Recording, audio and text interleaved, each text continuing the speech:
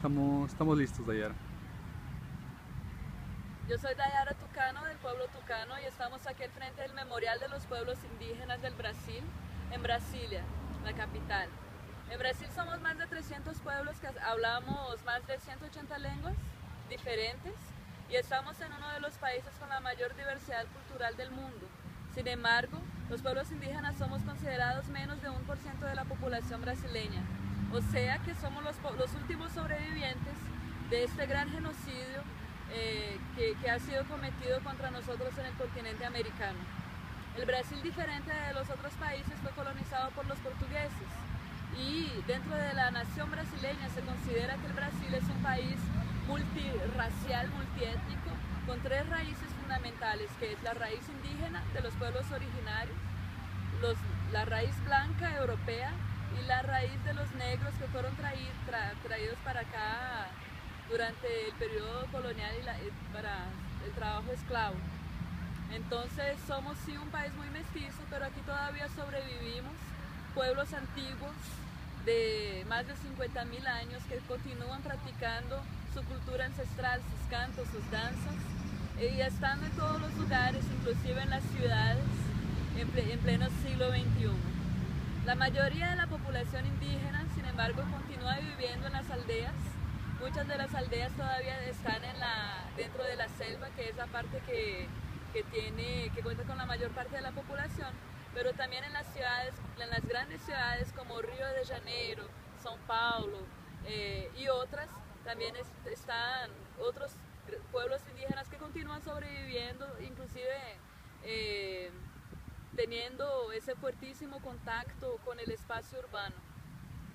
Ahora vamos a continuar hablando de algunos problemas los problemas más fuertes que tienen los indígenas en Brasil.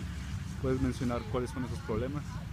Todavía que los brasileños se orgullen de ser un país mestizo, los pueblos indígenas sufren un racismo que a veces puede ser hasta más duro del racismo contra los negros, ¿no? Los indígenas somos considerados invisibles en este país.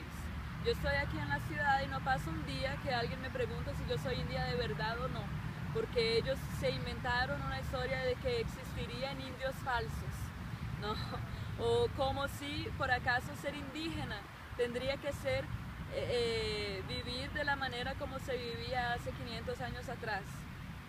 Sin embargo, nosotros como seres humanos normales usamos las nuevas tecnologías, nos comunicamos, participamos de los espacios políticos y luchamos todavía hoy por tener un espacio de derecho y respeto dentro de la política. Durante los años 60, desde el final de los años 60 hasta los años 80, en Brasil tuvimos una fuertísima dictadura militar, que fue un periodo durante el cual también se aceleró un poco el número de asesinatos de los pueblos indígenas, pero al final de los años 80, en 1988, hicimos un movimiento nacional, todo el país, para la redemocratización. Y durante la Constitución de 88 fue el primer momento en este país que se consiguieron proclamar derechos indígenas fundamentales, como por ejemplo el derecho a la autodeterminación y el derecho a la tierra. Pero desde 88 hasta hoy, 2015, hay muchos de estos derechos que no son cumplidos y muchos compromisos del Estado brasileño que tampoco fueron cumplidos hasta hoy, como por ejemplo la determinación, la demarcación de muchos territorios indígenas de los pueblos originarios. Estamos viviendo un conflicto constante con el agronegocio y también con grandes empresas multinacionales que exploran nuestra madre tierra. La nación brasileña, así como nuestros otros países hermanos, se considera un país en desenvolvimiento donde el principal recurso es la exploración de los recursos naturales y de la agricultura. Sin embargo, ellos consideran que el espacio brasileño ya se acabó y quieren ahora invadir nuestros territorios más una vez, con el argumento de que eso salvaría la economía del país. Es una cosa gravísima porque las áreas habitadas por los indígenas también son áreas de preservación ambiental. Nuestro territorio es donde nace el grande río Amazonas, por ejemplo, que es uno de los mayores ríos del mundo. El Brasil también tiene la mayor parte de la selva amazónica, que es considerada el pulmón del mundo.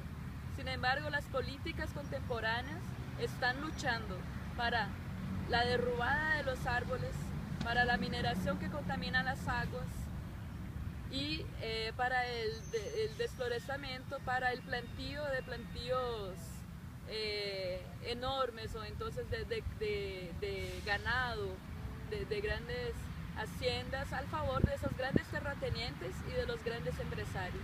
Ahora, con ayuda del mapa, vamos a hablar sobre cómo están conformados los territorios indígenas dentro del territorio brasileño. Vale. Pero puedes plantear de forma general por qué en esos últimos meses ha habido tanta agitación del movimiento político de los indígenas. Entonces, desde el año 2000 fue lanzado en el Congreso Nacional una propuesta de enmienda constitucional llamada PEC 215, que le pasaría del poder ejecutivo, que es el poder de la presidencia de la República, que tiene el poder de la demarcación, de la definición de los territorios indígenas, al poder legislativo, que es el Congreso Nacional.